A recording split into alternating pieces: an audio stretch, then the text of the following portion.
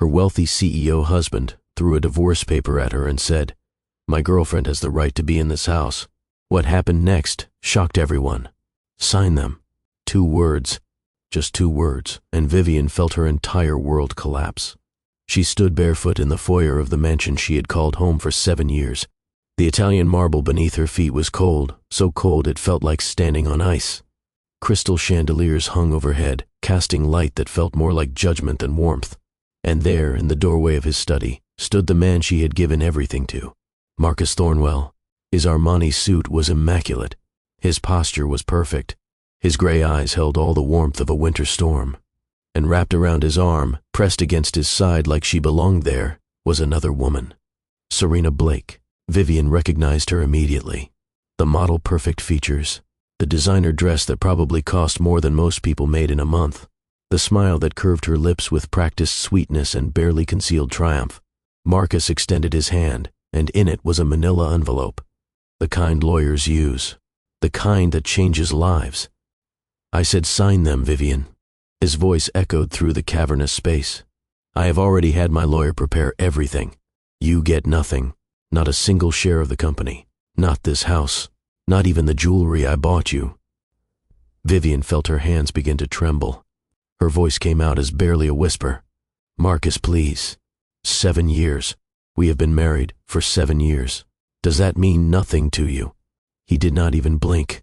7 years of waiting for you to become someone worth having. The words hit her like a physical blow. She actually took a step backward, as if she could distance herself from the impact of what he had just said. Serena tilted her head, her smile widening. "Do not make this harder than it needs to be, darling. We all know you were never really suited for this life." Vivian stared at this woman, this stranger who had somehow become her replacement. This person who was standing in her home, wearing her husband's arm like an accessory, telling her she did not belong. "Who are you to tell me anything about my life?" Serena laughed, a delicate musical sound that made Vivian's stomach turn. "I am the woman who understands your husband, the woman who speaks his language, the woman who can give him everything you never could. That is enough." Marcus's voice cut through the exchange, but not in defense of Vivian. He was looking at his wife with something that resembled impatience. "Sign the papers so we can be done with this." Vivian's eyes burned with tears she refused to let fall. "Done with this? Is that what our marriage is to you? Something to be done with? Our marriage has been over for years, Vivian. I was just too polite to say it out loud." Too polite? She could hear her voice rising, could feel the hysteria building in her chest. "You are standing in our home with your mistress, and you are calling yourself polite. She is not my mistress." Marcus's voice was cold, clinical. "She is my partner, my equal, someone who actually contributes something to my life. And what have I contributed? Nothing?" He looked at her then, really looked at her. And what she saw in his eyes was worse than hatred. It was indifference. "Background noise, Vivian. That is what you have contributed. You have been pleasant enough, I suppose, decorative. But ultimately, you have been insignificant. Insignificant." The word hung in the air like a death sentence. "She has more right to be in this house than you ever did." Marcus gestured toward Serena with casual dismissal. "At least she brings something to the table. At least she has ambition, drive, purpose. What do you have? What have you ever had?" Vivian felt something break inside her. Something that had been holding on by threads finally snapped. "I loved you." Her voice cracked on the words. "I gave you everything I had. I gave you 7 years of my life, and I am giving you a way out." He pushed the envelope toward her again. "Take it. Sign the papers. Get out by morning. And Vivian, do not bother trying to contact me. As far as I am concerned, you never existed. Now I need to pause here and ask you something. Have you ever been made to feel like you were nothing? Like no matter how much you gave, no matter how hard you tried, someone still looked at you like you were worthless? Have you ever wondered what would happen if the person who destroyed you had to watch you rise from the ashes they created? This is the story of a woman who was thrown away like yesterday's garbage, a woman whose own husband replaced her while she was still living in their home, a woman who signed divorce papers with trembling hands while her tears smudged the ink. But here is what Marcus Thornwell did not know. Here is what nobody in that room could have possibly imagined. The insignificant wife he was throwing away? She was already worth more than his entire empire combined. She had been hiding a secret throughout their entire marriage, a secret that would have changed everything if he had only thought to look. And there was another secret, one she did not even know yet, one that would be discovered on the worst night of her life and would change the course of everything that followed. If you believe in the power of rising from the ashes, if you believe that the people who underestimate you will one day regret it, then hit that subscribe button right now, because this story is about to take you on an emotional journey you will not forget. And trust me, you will want to be here for every single twist. Let us go back to that night. The night everything ended, and the night everything truly began. The Thornwell estate had never felt like home. Vivian had realized this somewhere around year 3 of her marriage, but she had pushed the thought away. She had told herself that homes were what you made of them, that cold marble could become warm with enough love, that empty rooms could fill with laughter if you tried hard enough. She had been wrong. The mansion was a museum, a monument to Marcus's success, filled with art that cost more than houses and furniture that looked beautiful but felt uncomfortable. Everything was designed to impress visitors, not to nurture the people who lived there. And now she was being thrown out of it. Marcus had already turned away, guiding Serena toward the sweeping staircase that led to the master bedroom.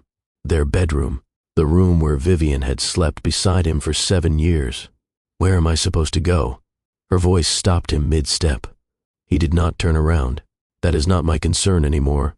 It is midnight, Marcus. You are throwing me out at midnight with nowhere to go? Serena glanced over her shoulder, that smile still in place. There are hotels, darling. I am sure you can afford a night or two. Unless you have already spent all his money. I never touched his money. Vivian heard the steel entering her own voice, surprising herself.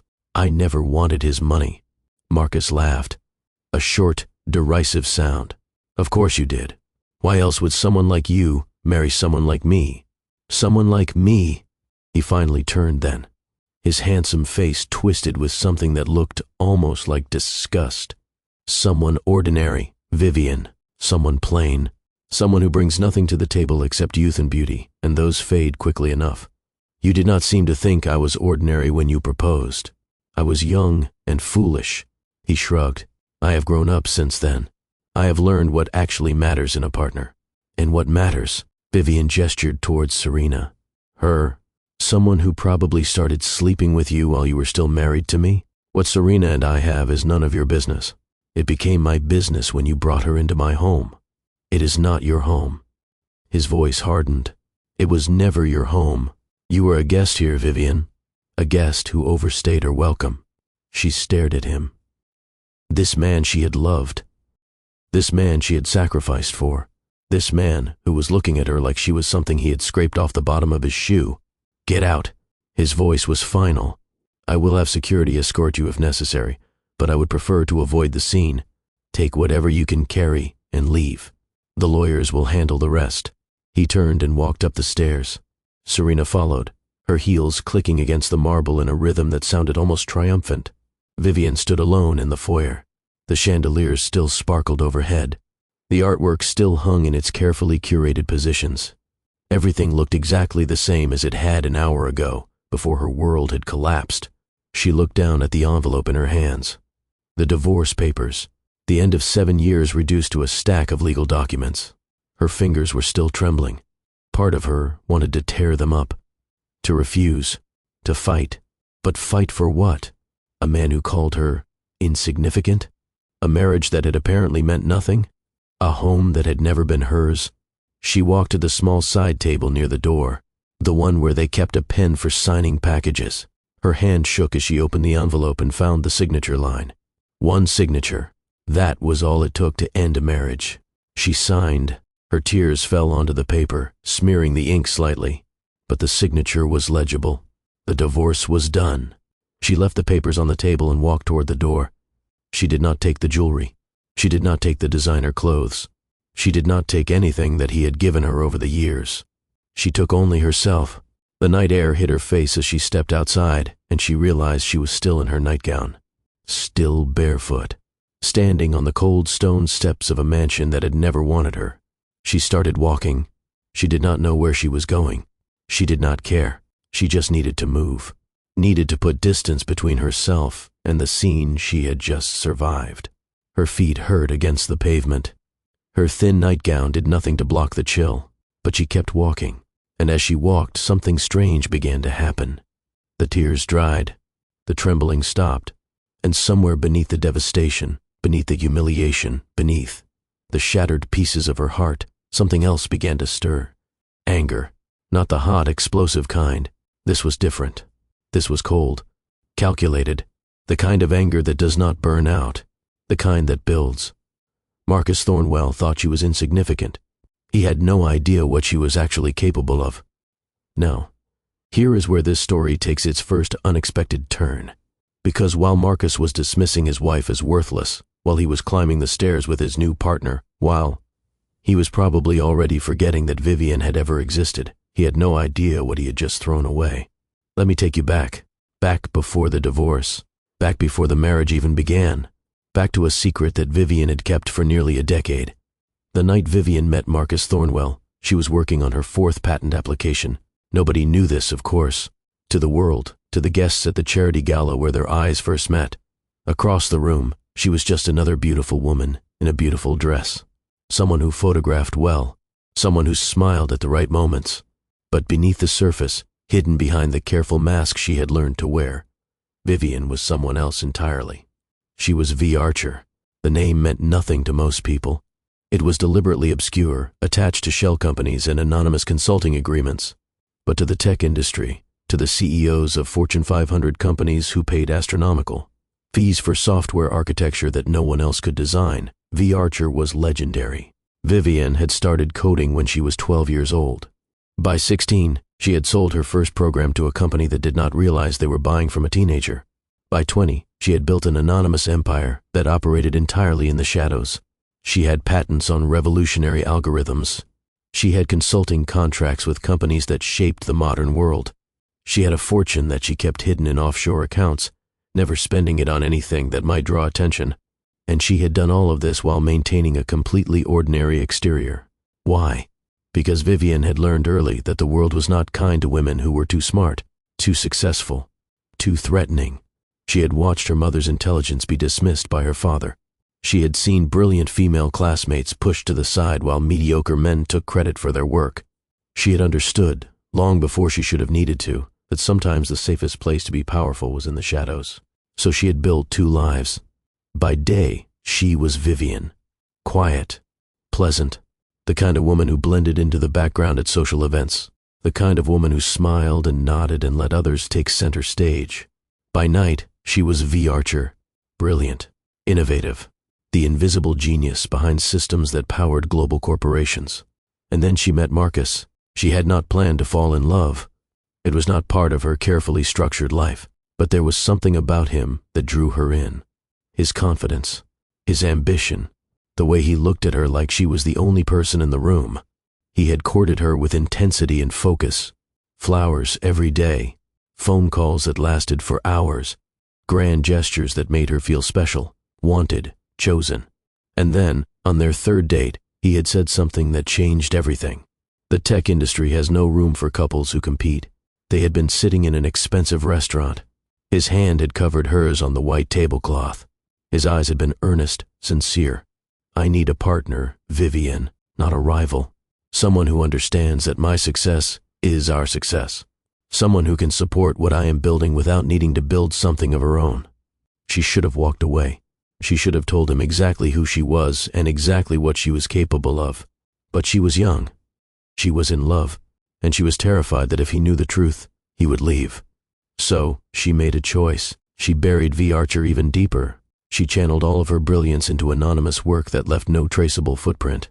She became the quiet, supportive girlfriend that Marcus wanted, and then the quiet, supportive wife.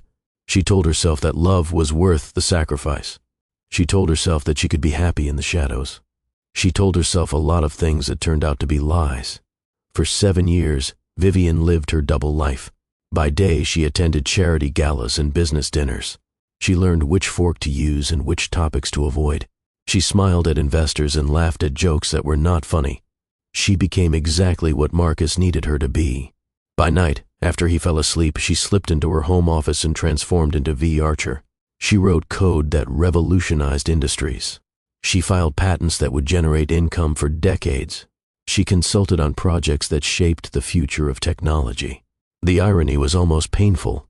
The technology that Marcus's company licensed, the software architecture that everyone in the industry praised, the systems that had saved Thornwell Technologies from bankruptcy 2 years into their marriage, all of it was hers. Marcus had been paying royalties to his own wife for years and never even knew it. He called her insignificant while depending on her genius for his success. He dismissed her as decorative while cashing checks that her brain had earned. He told her she brought nothing to the table while she was secretly holding up the entire structure. And she had let him. That was the part that hurt the most. She had let him treat her as less than she was because she had believed that his love was worth more than her own potential. She had been so wrong. The night Marcus threw her out, Vivian walked for hours. Her feet bled from the pavement. Her nightgown was ruined. She probably looked like a ghost, wandering the streets of Pacific Heights in the small hours of the morning. But her mind was working. All those years of pretending had not dulled her intelligence. If anything, the anger was sharpening it, making connections she had not made before, seeing possibilities she had not considered. She had money, plenty of it, hidden away in accounts that Marcus had never known about. She could access it any time. She could buy a new life with a few keystrokes. But something stopped her. Maybe it was pride. Maybe it was stubbornness. Maybe it was the desire to prove something, though she was not sure to whom. She decided that she would not touch her hidden fortune. Not yet. Not until she had built something in the open. Something with her face attached to it. Something that the world could see. She would stop hiding. She would step out of the shadows. And she would become so successful that Marcus Thornwell would have to watch her rise every single day for the rest of his life. She found a cheap motel as the sun came up. She paid cash. She slept for a few hours, her dreams filled with algorithms and revenge. And when she woke up, she started planning. 3 weeks after the divorce was finalized, Vivian was still living in a tiny apartment across town. Still, wearing clothes she had bought at a thrift store, still pretending that her hidden fortune did not exist. She was also throwing up every morning. At first, she blamed stress. The divorce had been brutal, even with Marcus wanting it over quickly. His lawyers had been aggressive, trying to make sure she walked away with nothing. Her lawyers, the ones she had hired with cash from an anonymous account, had fought back enough to preserve her dignity, but not enough to raise questions about where her resources were coming from. But the nausea continued, day after day, morning after morning, and then she missed her period. Vivian sat on the edge of the bathtub in her cramped apartment, staring at the positive pregnancy test in her hand. Pregnant. She was pregnant. The timing was almost cruel in its precision.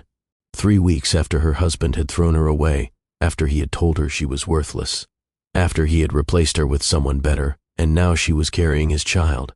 Her first instinct was to tell him. Despite everything, despite the humiliation and the cruelty, he was the father. He had a right to know. That was what the voice in her head said, the voice that still believed in fairness and doing the right thing. But then she remembered his face when he called her insignificant. She remembered Serena's smile. She remembered being thrown out of her own home at midnight with nowhere to go. And she imagined telling Marcus about the pregnancy. What would he do? Demand custody? Use the child as leverage? Try to control her through their baby the same way he had tried to control her through their marriage? Or worse, what if he treated their child the same way he had treated her? What if he made this baby feel as worthless and unwanted as he had made Vivian feel? She could not risk it. This child would never feel insignificant. This child would never question their worth. This child would never stand barefoot on cold marble while someone who should have loved them threw them away. Vivian made her decision. She would raise this baby alone. She would protect them from a father who did not deserve to know they existed. And she would build a life so strong, so successful, so undeniable that no one would ever be able to hurt either of them again. If you are still with me, I want you to take a second and hit that like button. This story is about to take some incredible turns, and your support helps me keep telling stories like this one. Now let me tell you what happened next, because Vivian's journey was only just beginning. The pregnancy was difficult. Vivian worked through the first trimester while battling constant nausea. She took on consulting projects under her V. Archer identity, building her hidden accounts even higher while her body grew a human being. She worked through the second trimester while her belly swelled and her energy plummeted. She started laying the groundwork for what would become her public company, filing, paperwork, and building frameworks while her feet swelled and her back ached. She worked through the third trimester while barely able to sit at her desk for more than an hour at a time. She refused to slow down. She refused to stop.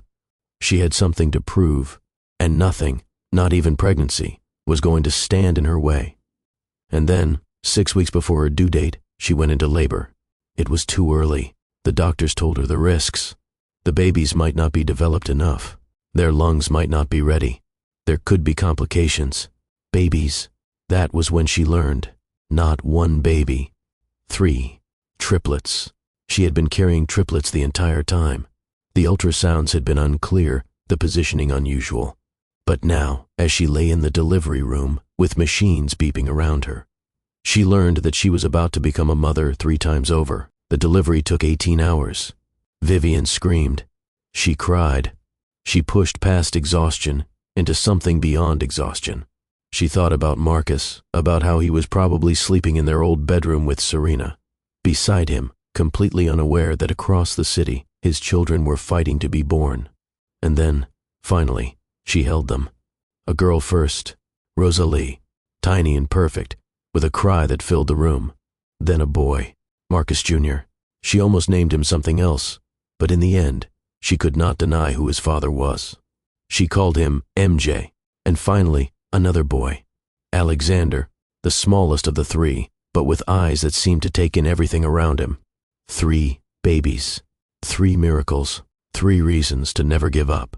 Vivian lay in the hospital bed, exhausted beyond words, and looked at her children. I will never let anyone make you feel small, she whispered to them. I will never let anyone tell you that you are not enough. You are everything. You are my everything. The first year was brutal. 3 premature babies required constant attention. Vivian barely slept. She had hired help, of course, using money from her hidden accounts that she could no longer pretend did not exist. But even with nannies and night nurses, the weight of single motherhood was crushing. She breastfed when she could. She held them when they cried. She learned to function on 2 hours of sleep and cups of coffee that never seemed to be enough. And through it all, she kept working. The company that would become Axiom Innovations started taking shape during the baby's nap times. She wrote business plans while rocking a fussy infant. She took investor calls while a toddler crawled across her lap. Her mother flew in from Chicago to help. Margaret Hayes had been a high school teacher for 30 years, practical and no-nonsense. She took one look at her daughter's situation and declared that she was moving in. You cannot do this alone, her mother said. I've been doing everything alone for years, Vivian replied. And now you do not have to. Her mother became the stability that allowed Vivian to build her empire. While Margaret fed the babies and changed diapers and read bedtime stories, Vivian was finally stepping out of the shadows. She announced V. Archer's true identity at a tech conference that drew international attention. The mysterious genius behind some of the most important software architecture of the past decade. A woman, a mother, someone the industry had overlooked and underestimated. The story went viral. Investors lined up. Media coverage exploded. Axiom Innovations launched with more capital than most startups could dream of, and within 18 months, it was valued at over $1 billion. Vivian Hayes, as she had returned to calling herself, was no longer hiding. And somewhere across the city, Marcus Thornwell was watching. He did not recognize her at first. The woman he had thrown away had been quiet, subdued, always dressed in clothes he had chosen for her. This woman was different. This woman commanded rooms. This woman spoke to crowds with the confidence of someone who knew exactly what she was worth. It took him almost a year to connect the dots, to realize that V. Archer, the anonymous consultant whose work he had been licensing for years, was actually his ex-wife. By then, it was too late. Vivian had already begun buying shares of Thornwell Technologies through subsidiary companies, quietly, strategically, building a controlling stake piece by piece while Marcus focused on his relationship with Serena and his struggling business. Serena, as it turned out, was not as devoted as she had appeared. The lifestyle she wanted required money, lots of it, and Marcus's fortune was not as stable as it had once seemed.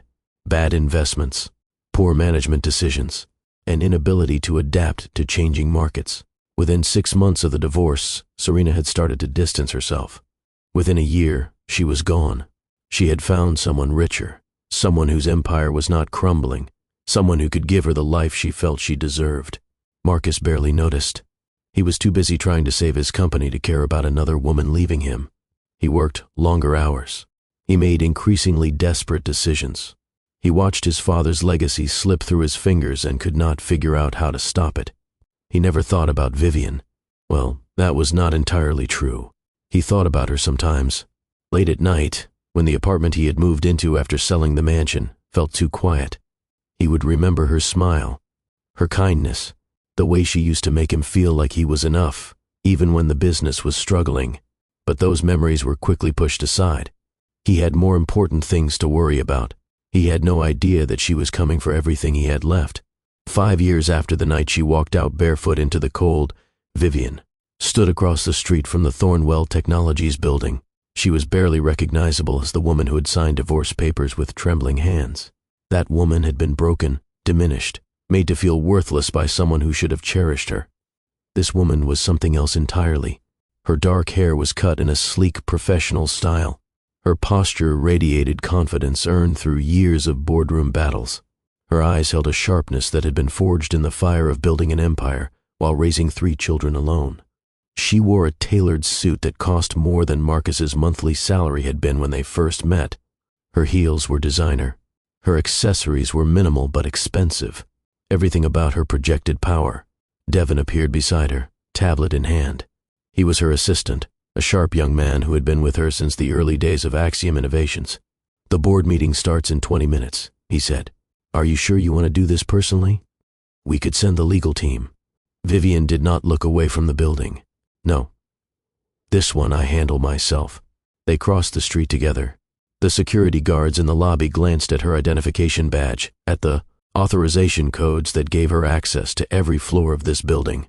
She owned those codes now. She owned everything in this building. Marcus just did not know it yet. The elevator ride was silent. Vivian watched the numbers climb, floor after floor, each one bringing her closer to the man who had destroyed her, the man who had called her insignificant, the man who had no idea that she was about to take everything from him. The doors opened on the executive floor. She walked down the corridor, her heels clicking against the polished floor.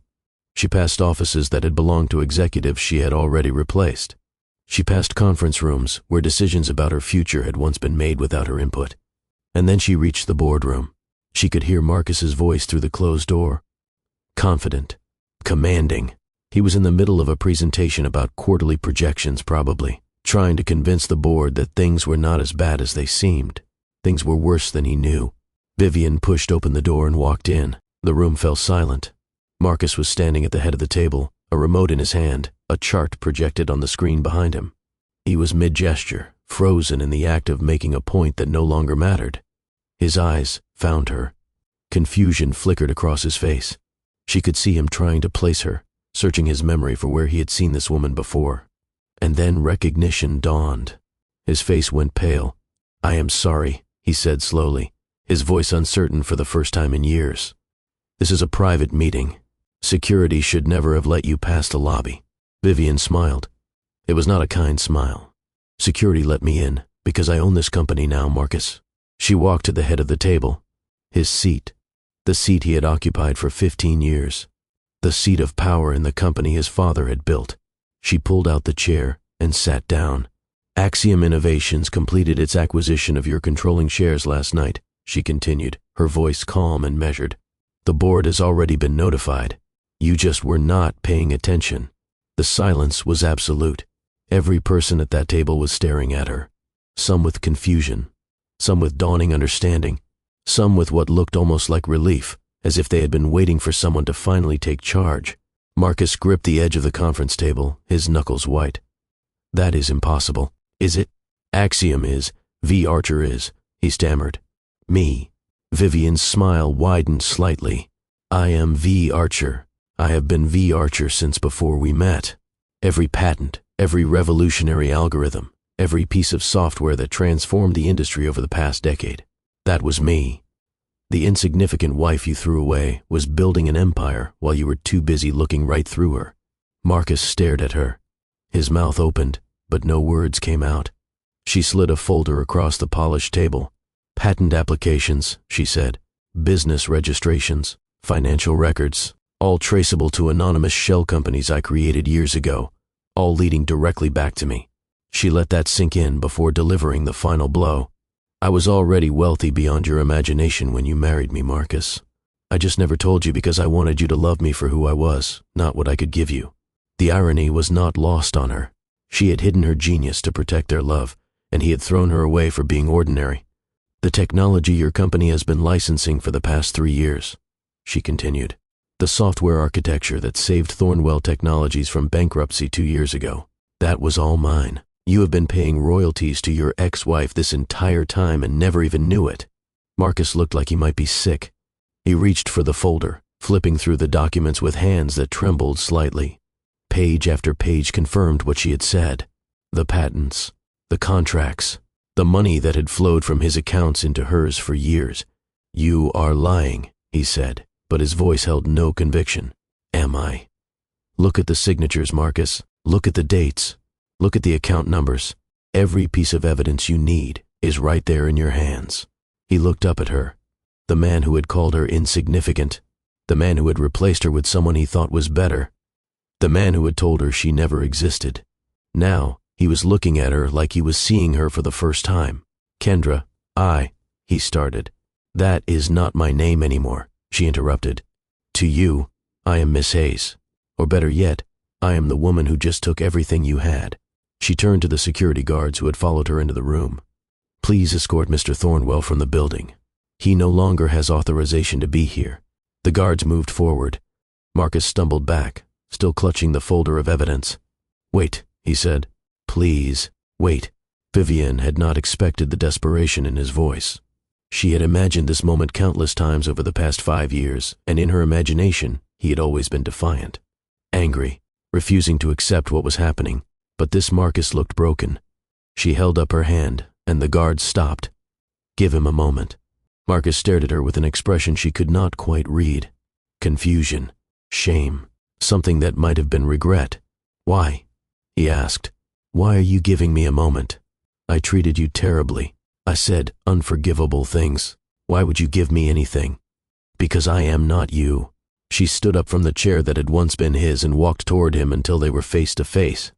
I am not going to destroy you the way you tried to destroy me. You will lose control of this company. That is already done. But I am not going to throw you out with nothing. You will receive a severance package, a generous one, and you will have time to figure out who you are without this empire propping you up. Marcus's eyes glistened with what looked like genuine tears. I do not understand, he said. After everything I did to you, why would you show me mercy? Because someone has to break the cycle of cruelty. Vivian's voice softened slightly despite herself. And because, despite everything, I do not actually want to become the kind of person you were to me. She turned and walked back to the head of the table. Security will escort you to collect your personal belongings. You have until the end of the day. She sat down in her chair now, and picked up the remote he had dropped. Now, she said to the stunned board members, let us discuss the actual state of this company and what Axiom Innovations plans to do with it. Behind her, she heard the security guards leading Marcus toward the door. She heard his footsteps falter, pause. She felt him looking back at her, but she did not turn around. She had waited 5 years for this moment. She had worked and sacrificed and pushed herself beyond every limit she thought she had. She was not going to give him the satisfaction of seeing her cry. Not today, not ever again. What Vivian did not know was that this confrontation was only the beginning, because there was still a secret that Marcus had never learned, a secret that 3 beautiful children carried in their faces, in their eyes, in their very DNA. And sooner or later that secret was going to come out. 3 months passed. Vivian settled into her new role as the owner of Thornwell Technologies with the same precision she brought to everything else. She restructured departments. She replaced executives who had grown complacent. She implemented the kind of innovative strategies that had made Axiom Innovations a billion-dollar company. The business world watched in amazement as she transformed a struggling legacy company into something vital and competitive again.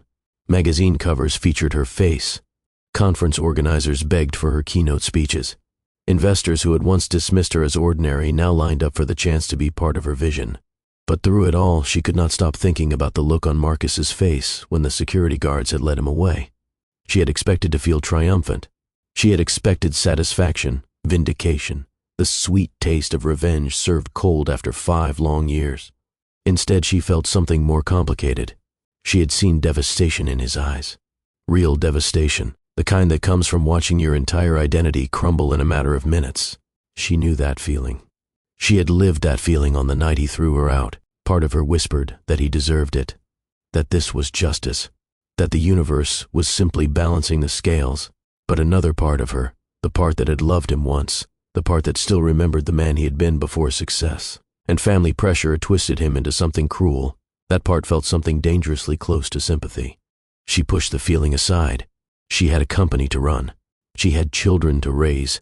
She had no time for complicated emotions about a man who had called her insignificant.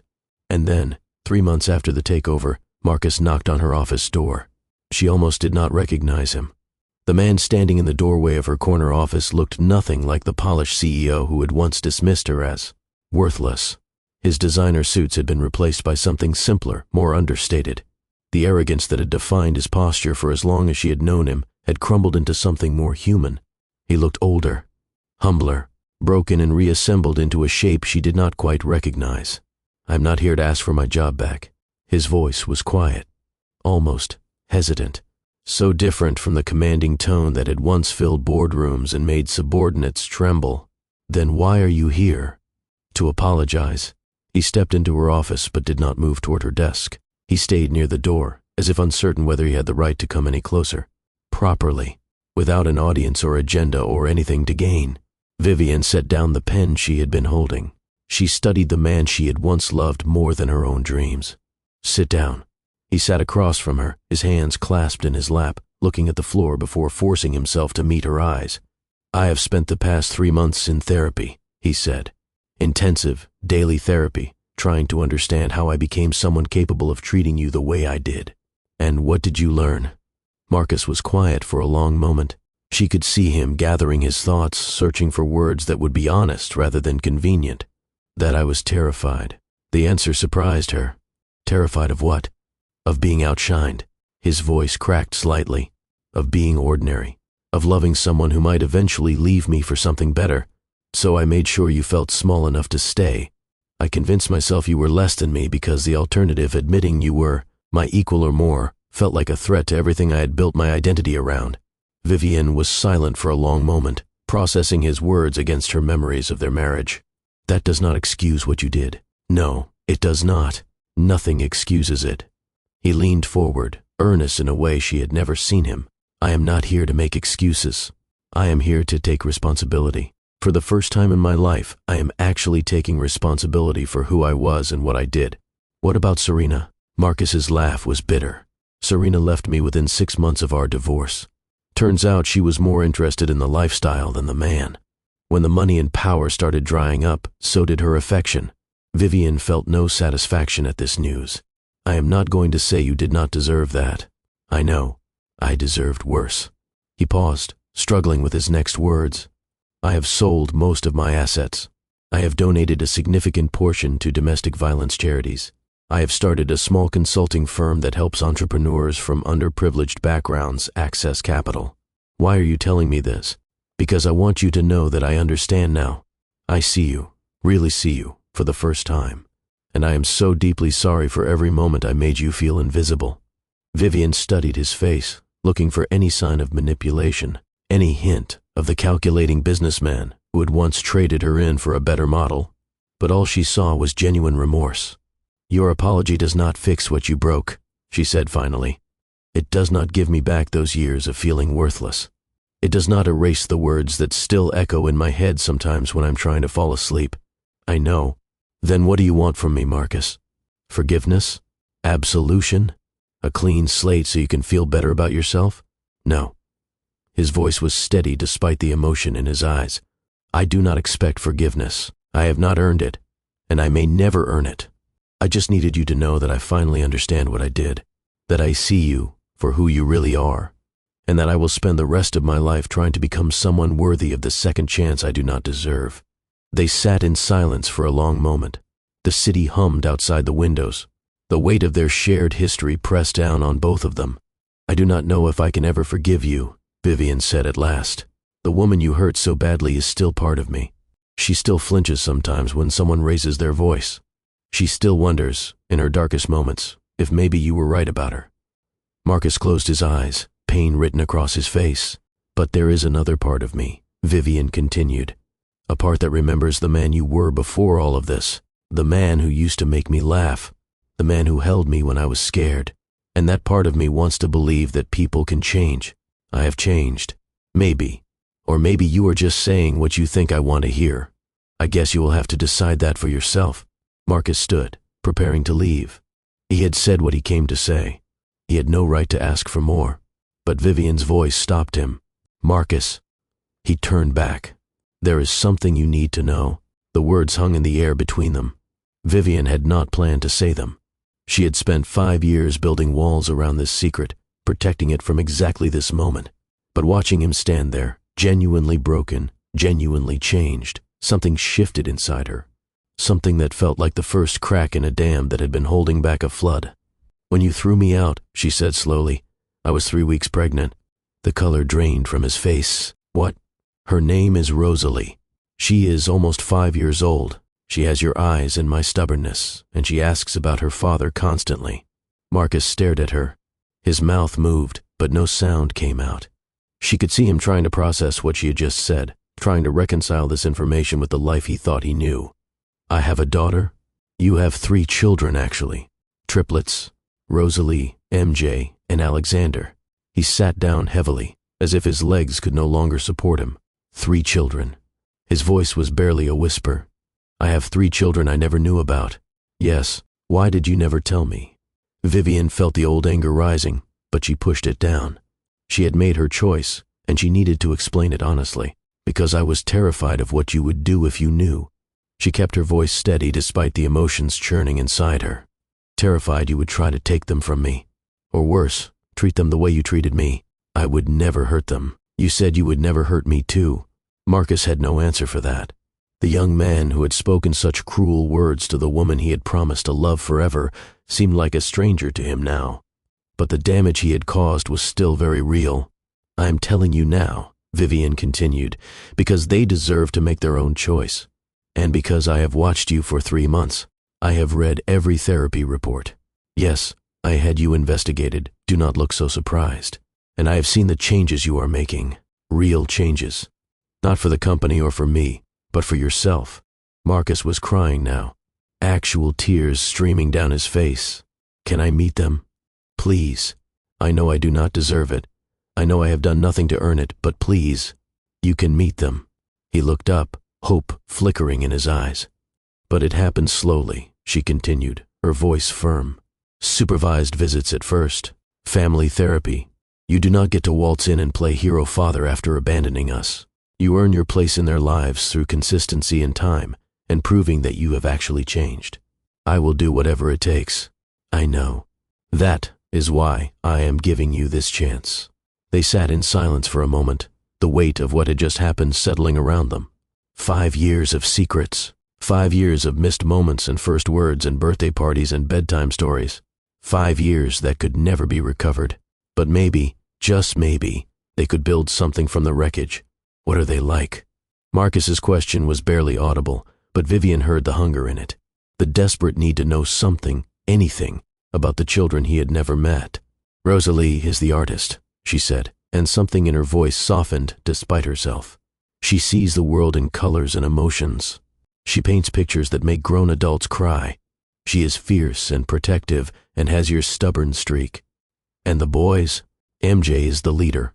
He is brilliant with numbers and logic, always reading, always planning. He has been talking about starting his own business since he was 3. He has your analytical mind and your drive. She paused, thinking of her gentle middle child. Alexander is the quiet one. He loves books and stories, writes his own adventures about brave children saving the world. He has an empathy that amazes me every day. He is the peacemaker when his siblings argue. They sound incredible. They are. I have raised them to be kind, intelligent, and independent. They do not need anything from you, Marcus. But I need them." The admission was raw and honest. Vivian felt her resolve waver slightly. "Then prove it. Show up. Be consistent. Let them see who you are now, not who you were. And maybe, eventually, they will want to know their father." "Thank you. Do not thank me yet. You have a long road ahead of you. And I will be watching every step of the way." Marcus nodded, wiping his eyes. "I will not let you down. I will not let them down." Vivian watched him leave her office, her heart pounding with the magnitude of what she had just done. She had kept this secret for 5 years, had built her entire post-divorce life around protecting her children from a man she thought was incapable of change. But watching him walk away, humbled and hopeful, and so different from the man who had thrown divorce papers at her, she wondered if she had finally made the right choice, or if she had just made a terrible mistake. The first meeting was held at a park. Neutral ground, Vivian had insisted. Somewhere the children felt comfortable. Somewhere she could watch from a distance without hovering. Marcus arrived 20 minutes early. He sat on a bench near the playground, his leg bouncing with nervous energy, his eyes scanning the entrance for any sign of them. He had faced hostile takeovers with more confidence than he felt right now. He had negotiated billion-dollar deals without breaking a sweat. But the prospect of meeting his own children for the first time was absolutely terrifying. What if they hated him? What if they could sense somehow that he had abandoned them? What if they looked at him and saw the man who had hurt their mother, the man who had called her worthless, the man who had never even bothered to wonder if she might be pregnant when he threw her away? And then he saw them. 3 children walking through the park entrance. 2 boys and a girl, all with the same dark hair, the same intelligent eyes, the same confident posture. Vivian walked behind them, her watchful gaze never leaving her children. Marcus stood up, his heart pounding so hard he thought it might burst out of his chest. The girl noticed him first. "Mom, is that the man we are meeting?" "Yes, sweetheart. That is him." They approached slowly. The girl, Rosalie, studied him with the intense creative interest of an artist examining a subject. The taller boy, MJ, stood slightly in front of his siblings with protective alertness. The quieter boy, Alexander, hung back a bit, watching everything with calm intelligence. They were beautiful, perfect, everything he had ever wanted and never deserved.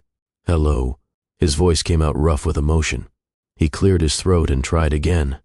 "It is very nice to meet you. Are you the man who knew our mom before we were born?" MJ's question was direct, almost challenging. Marcus could hear the unspoken accusation underneath it. "Yes, your mother and I were married once, a long time ago. She said you could not be part of our lives," Rosalie said with characteristic bluntness. "Why not?" Marcus looked at Vivian, who nodded slightly. "Permission to be honest. Because I made some very bad choices," he said carefully. "I hurt your mother in ways that I am very ashamed of. And I did not know you existed for most of your lives." "You did not know we existed?" Alexander's quiet voice held genuine curiosity, not accusation. "No. Your mother and I, we stopped being married before she knew she was having you. She raised you by herself because I was not smart enough to deserve a family like ours." The children looked at each other, processing this information with the silent communication that only siblings share. "So, you did not leave because you did not want us?" Rosalie's question cut straight to the heart of every fear Marcus had. "No." He crouched down to her level, his eyes wet with unshed tears. "I never knew about you. If I had known, everything would have been different." "That is what Mom says too," MJ said. "She says you would not have let us go. Your mother is very wise. She is the best mom in the world," Alexander added quietly. "She works really hard, and she never misses our important stuff. She sounds like an amazing person." "She is." Rosalie tilted her head, studying his face. "You look like MJ." "Do I?" "Your eyes are the same, and the way you tilt your head when you think." She turned to her mother. "Mom, is that why you said we have his eyes?" Vivian stepped forward, joining the circle. "Yes, sweetheart. You all have some things that come from him." "What things?" MJ asked. "Your intelligence." Vivian smiled slightly. "Your stubbornness. Your determination to figure things out." "What about me?" Alexander asked. "Your thoughtfulness. The way you notice things other people miss. Your love of stories." Marcus felt his throat close with emotion. These were his children. his brilliant, beautiful, kind children. And he had missed everything. "I would like to get to know you," he said carefully. "If that is okay with you." The children exchanged another look. "What would we do?" "Whatever you want. We could talk or play, or I could learn about the things you like." "I like art," Rosalie announced. "I paint and draw and make sculptures. I would love to see your art. I like math and business." MJ straightened with pride. "I am going to start my own company when I grow up." "That is very impressive." "What kind of company?" "Something that helps people solve problems. Maybe apps or websites. I know a lot about business. Maybe I could share some things with you." "Really?" MJ's guardedness softened slightly. "Really, if you want." "What about you, Alexander?" Marcus turned to his quiet son. "What do you like?" "I like to read stories and write my own. And I like to learn about space and planets. I used to love space when I was your age. Maybe we could look at the stars together sometime." The boys nodded, their initial suspicion beginning to fade. Rosalie stepped forward and surprised everyone by hugging Marcus. "Mom says we should give people a chance to show us who they are," she said into his chest. "She says people can change if they really want to." Marcus looked over her head at Vivian, his eyes streaming with tears. "Your mother is right," he managed. "People can change." The rest of the visit went better than anyone had expected. Marcus asked questions and actually listened to the answers. He treated them like real people, not cute accessories or obligations to be fulfilled. By the end of 2 hours, even MJ had relaxed enough to show Marcus the business plan he had been working on. Alexander had shared his favorite story. Rosalie had demonstrated the emotional landscape technique she used in her paintings. And Marcus had fallen completely in love with children he had not known existed until a week ago. "He seemed nice," Rosalie said as they walked back to the car. "He listened when we talked." "He knew a lot about business," MJ admitted. "He gave me some good ideas. He likes books too." Alexander was quiet for a moment. "Can we see him again?" Vivian looked at her children, seeing the hope in their eyes. "We will see." But watching Marcus wave goodbye from across the park, looking more at peace than she had ever seen him, she suspected that this was only the beginning. If Vivian's story is resonating with you, take a second and hit that subscribe button, and drop a comment telling me what you would do if you were in her position. Would you give Marcus another chance? I read every single comment. Now let me tell you what happened over the next year, because the rebuilding of this family was only just starting. The visits became weekly. Every Saturday afternoon, Marcus would arrive at wherever Vivian had designated, prepared to earn another small piece of his children's trust. Parks, museums, libraries, anywhere the children wanted to go, he went. He never missed a visit. Not once. Not when he was sick. Not when business opportunities called. Not when the tabloids discovered his whereabouts and started asking uncomfortable questions. He showed up. Every single time. At first, Vivian supervised every moment. She sat nearby, watching, evaluating, ready to end things if she saw any sign that he might hurt them. But as the weeks passed, she found herself relaxing. The children were happy. They laughed with their father. They shared things with him that they had never been able to share before. MJ brought him business plans and market research, and Marcus treated every idea with the seriousness it deserved. He never talked down to his son. He never dismissed his dreams as childish. He helped refine strategies and pointed out potential problems without crushing enthusiasm. Rosalie brought him paintings, and Marcus responded with genuine emotion. He asked about her techniques. He wanted to understand what each color meant, what feelings she was trying to capture. He told her that her art made him see the world differently, and she glowed with pride. Alexander brought him stories, handwritten in careful printing, and Marcus read every word with focused attention. He asked questions about characters and plot points. He suggested improvements without criticizing. He told Alexander that he had a gift for making people feel things, and Alexander started writing more than ever. And through it all, Marcus kept proving himself. He attended parent-teacher conferences with Vivian, sitting quietly beside her as teachers praised their children. He showed up for soccer games and dance recitals and science fairs. He learned the names of their friends and the foods they hated, and the nighttime routines that helped them sleep. He became, slowly but surely, their father. The transition from Marcus to Daddy happened on a rainy Saturday in November. They were at his apartment, watching a movie together for the first time. The children had been nervous about visiting his home, but Vivian had finally agreed that it was time. The apartment was modest, Nothing like the mansion he had once lived in.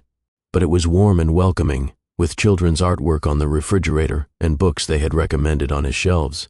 Halfway through the movie, Rosalie had fallen asleep against his side. MJ and Alexander were engrossed in the story, sharing a bowl of popcorn. And then Alexander, without looking away from the screen, had said something that changed everything. "Daddy, can you pause it? I need to use the bathroom." Marcus froze. The word hung in the air. Simple, natural, revolutionary. "Of course, buddy." He paused the movie and watched Alexander disappear down the hall. His eyes met Vivian's across the room. She was crying. He did not say anything. He did not need to. They both knew what had just happened. He was not Marcus anymore. He was Daddy. After that, things accelerated. The first overnight visit happened 2 months later. Then 2 nights. Then a whole weekend. The children moved between homes with increasing ease, carrying backpacks full of favorite toys and books. They developed routines that included both parents. They started saying things like, "When we are at Daddy's house," without any hesitation. And Marcus, through it all, never wavered. He built relationships with their teachers and coaches. He learned how to braid Rosalie's hair for dance class. He understood which foods to avoid because of MJ's picky eating. He memorized the bedtime stories that helped Alexander fall asleep. He became the father he should have been from the beginning. But there was something else developing too. Something neither Marcus nor Vivian had planned for. It started with small moments. Their hands brushing when passing a child between them. Eyes meeting across crowded auditoriums during school performances. Conversations that started about the children and drifted into other topics, deeper topics. The kind of conversations they had not had since the early days of their relationship. Vivian found herself looking forward to the handoffs. The brief moments when they would stand together at her door or his, talking about the children's weeks, sharing concerns and celebrations. She noticed that she dressed more carefully for these moments, that she smiled more, that she laughed at his jokes with genuine amusement. She noticed, and she tried not to think about what it meant. But then came the night that changed everything. It was almost a year after that first meeting in the park. The children were with their grandmother for the weekend, giving both parents a rare break. Marcus had asked Vivian to dinner. A proper dinner, he had said, not a quick conversation between activities. She had almost said no, but something in his voice, something hesitant and hopeful, had made her agree. They met at a restaurant that was nice, but not ostentatious, a place that valued good food over appearance, a place that felt like who they were now, rather than who they had pretended to be years ago. "Thank you for coming." Marcus pulled out her chair, a small gesture, but one that carried weight. "I almost did not." "I know." He sat across from her. "I am grateful you gave me the chance." They ordered food they actually wanted, rather than things designed to impress. They talked about the children, about work, about books they had read and places they wanted to visit. And then, over coffee, Marcus said something she had not expected. "I do not know if I will ever be able to make up for what I did to you." The word stopped her mid-sip. "You cannot. I know. You cannot erase those words or give me back those years. You cannot undo the nights I cried myself to sleep wondering if you were right about me." Marcus's eyes glistened. "I know, and I am so sorry. Not because I want something from you, not because I am trying to earn forgiveness, just because you deserve to know how deeply I regret every cruel thing I said." Vivian set down her coffee cup. "Why did you say them? I have always wondered. You used to look at me like I was the most amazing thing you had ever seen. And then somewhere along the way, you started looking at me like I was nothing. Fear." His voice was quiet. "Pure, stupid fear. My family spent my entire childhood telling me that I needed to be the best, that anything less than perfection was failure, that the people around me were either assets or liabilities, never just people. That is not an excuse. No. It is an explanation. When I fell in love with you, it terrified me. You made me feel things I could not control. And when you started to grow, to develop your own interests and skills, I panicked." "You panicked?" "I knew, somewhere deep down, that you were brilliant, that you were capable of things I could never achieve. And instead of celebrating that, instead of being proud of the woman I had married, I tried to crush it out of you. Because if you stayed small, if you stayed dependent on me, then you could never leave." Vivian stared at him. "That is the most twisted logic I have ever heard." "I know." He laughed bitterly. My therapist says I have enough material to keep her employed for the next decade. She should give you a bulk discount. She should." They smiled at each other, tentatively, like two people who had been through a war and were just now learning how to exist in peacetime. "What happens now?" Vivian asked. "I do not know." Marcus reached across the table, not touching her, just resting his hand nearby. "I know what I want, but that is not what matters. What do you want?" "You." The word was simple, honest, terrifying. "I want you, Vivian, not because of the children, although they are the greatest gift I have ever been given. Not because I am lonely, although I am. I want you because you are the only person who has ever made me want to be better than I am. And I threw that away once. I will not do it again. Marcus, I cannot just forget what happened. I am not asking you to forget. I am asking if maybe, someday, you could consider giving me a chance to show you who I am now. Not the man who hurt you, not the man who said those terrible things, but the man I have become, the man who would rather die than hurt you again. That is a big claim. It is the truth." They sat in silence for a long moment. The restaurant hummed around them. Other couples laughed and talked and lived their uncomplicated lives.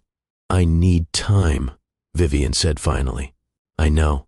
I need to see that this is real, that you are not going to wake up one day and decide that I am insignificant again. I will never say that word again as long as I live. Words are easy, Marcus. It is actions that matter. Then let me show you." He leaned forward, earnest and vulnerable in a way she had never seen him. "Let me earn the right to be in your life, not just as the children's father, as someone who loves you. You love me.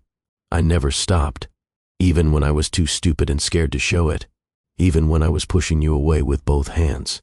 You were always the one, Vivian. I was just too broken to deserve you." She looked at this man, this complicated, flawed, transformed man, the person who had caused her the greatest pain she had ever known, the person who had also given her the 3 greatest joys of her life. "Start by coming to dinner next Sunday," she said. "Meet my team. See the company you dismissed as insignificant revolutionize the industry you thought you owned." For the first time in years, Marcus smiled with genuine happiness. "I would be honored. And Marcus, this is not a promise. This is a chance, one chance. If you hurt me again, if you hurt our children, I will destroy you so completely that today will look like a warm-up. I understand." "Good." She stood up, and he scrambled to stand with her. "I will see you Sunday." "Sunday." He nodded. "Thank you, Vivian, for the dinner, for the chance, for everything." She walked out of the restaurant without looking back. But she was smiling. 6 months later, they were engaged. The proposal was nothing like their first one. No grand gestures, no expensive restaurant, no performance designed to impress an audience. Instead, Marcus asked her in the kitchen of her beach house while they were making breakfast together on a Saturday morning. The children were still asleep upstairs. The sun was streaming through the windows. Coffee was brewing on the counter. He got down on one knee with a ring that was simpler than the first one, but meant infinitely more. "I know I do not deserve a second chance," he said. "I know I hurt you in ways that words can never heal. But I love you, Vivian. I love the woman you have become. I love the mother you are to our children. I love the way you challenge me and inspire me and make me want to be better every single day. And if you will let me, I will spend the rest of my life trying to be worthy of you." She looked at this man who had once thrown her away, this man who had called her worthless, this man who had spent years proving that he could change, that he had changed, that the love they shared was worth fighting for. Yes. The children found them still embracing in the kitchen, coffee forgotten, tears streaming down both their faces. "Are you getting married?" Rosalie asked with typical directness. "Yes, sweetheart." Marcus knelt down to her level. "If that is okay with you, does this mean you will live with us forever?" The children's eyes were wide with hope. "If you want me to, we want you to," MJ said firmly. "We really want you to," Alexander agreed. The family hug that followed was messy and tearful and perfect. This is Mr. Brad, and I want to remind you to hit that like button if this story is touching your heart. We are almost at the end now, and I promise you, the conclusion is worth waiting for. The wedding was intimate. 50 guests on a hilltop overlooking the Pacific Ocean. No marble mansion, no crystal chandeliers, no cold formality designed to impress. Just family, friends, The people who had supported them through the hardest years. The people who believed in second chances and the power of transformation. Rosalie was the flower girl. She walked down the aisle with solemn dignity, scattering petals from a basket she had decorated herself. MJ and Alexander stood beside their father as junior groomsmen. They wore matching suits and tried very hard to look serious, though their excitement kept breaking through. And Vivian walked toward the altar in a dress she had designed herself. Simple, elegant, nothing like the elaborate gown she had worn the first time.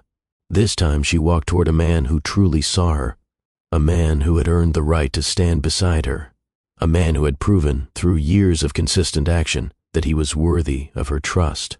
The vows they exchanged acknowledged their history.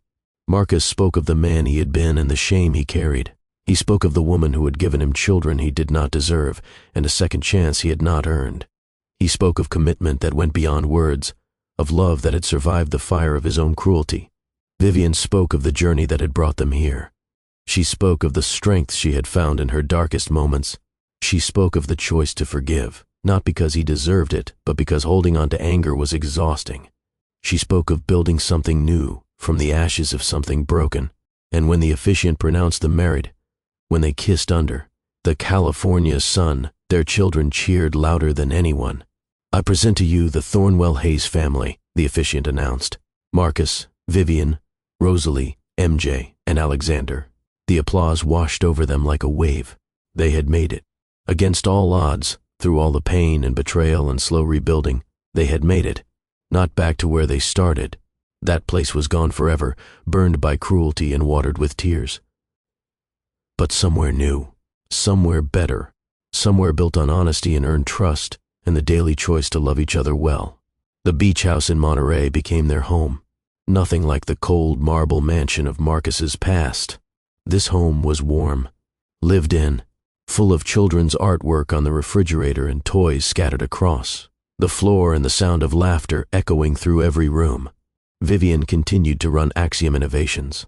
She continued to revolutionize industries and mentor young entrepreneurs and prove every single day that the woman once called insignificant was anything but. Marcus ran his small consulting firm. He helped underprivileged entrepreneurs access the capital and knowledge that could change their lives. He found more satisfaction in one successful small business than he had ever found in his father's empire. The children thrived. Rosalie's art began to gain attention beyond school projects. Galleries started calling. Her emotional landscapes resonated with people who had never been able to put their feelings into words. MJ started his first actual business at 12 years old, a simple app that connected neighbors who needed help with teenagers looking for odd jobs. It was small, but it was real, and his pride was immeasurable. Alexander published his first short story in a children's magazine at 11. He dedicated it to his parents, who taught him that every ending can become a new beginning. And Marcus and Vivian, against all odds, found something they had never had before. Partnership, real partnership, the kind built on mutual respect and shared dreams. The kind where both people lift each other up instead of pushing each other down. The kind where love is a daily choice rather than a fleeting feeling. Did you ever imagine we would end up here? Vivian asked this question one evening as they sat on their deck, watching the sun set over the Pacific. The children were inside, arguing about what movie to watch, their voices drifting through the open windows. "Never," Marcus admitted. "When I threw those divorce papers at you, I thought I was getting rid of a problem. I had no idea I was throwing away the best thing that would ever happen to me. You were a fool, the biggest fool who ever lived." He reached for her hand. "I still wake up sometimes thinking this is a dream, that I will open my eyes and be back in that empty apartment, alone with my regrets. It is not a dream, I know, but I still pinch myself sometimes, just to make sure." She laughed. The sound was easy now, natural, not like the careful, measured laughter of their first marriage. "Any regrets?" she asked. "Just one." "What?" "That it took me so long to become the man you deserved." He squeezed her hand. "I wasted so many years being afraid and cruel when I could have been loving you. I could have been there for the children's first words, their first steps. I could have watched them grow from the beginning instead of scrambling to catch up. We cannot change the past. No, but we can make the future extraordinary." He turned to face her. "I'm going to spend every day of the rest of my life making sure you know how incredible you are.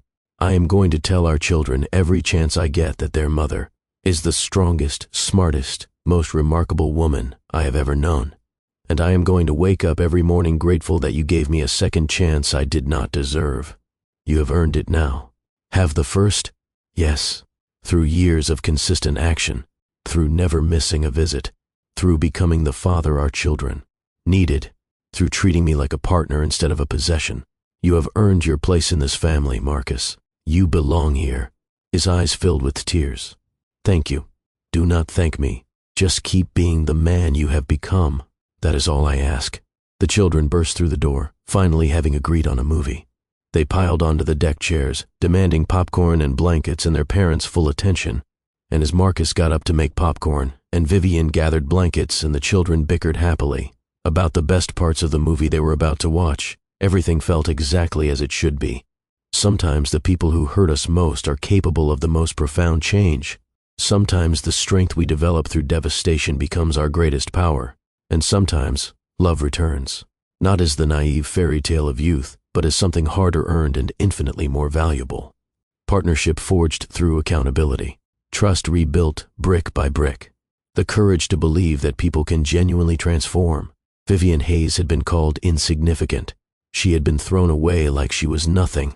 She had signed divorce papers with trembling hands while her tears smudged the ink. And she had risen from those ashes to become everything. But her greatest triumph was not the company she built. It was not the fortune she amassed. It was not the reputation she earned or the industries she revolutionized. Her greatest triumph was the family she chose. Deliberately, eyes open, knowing exactly what she was risking. Deciding that love, real love, was worth the gamble. In the end, the woman Marcus had thrown away became the center of his entire world. And he would spend the rest of his life grateful that she had given him the chance to deserve her. If this story touched your heart, I want you to do something for me. Hit that subscribe button. Join this community of people who believe in second chances and the power of transformation. Drop a comment telling me what part of this story resonated with you most. Was it Vivian's rise from rock bottom? Was it Marcus's genuine change? Was it the children's willingness to give their father a chance? I read every single comment, and your thoughts help me tell better stories. Share this video with someone who needs to hear that their worth is not defined by anyone else's opinion of them. Share it with someone who is going through a hard time and needs to remember that their lowest moment can become the foundation for their greatest success.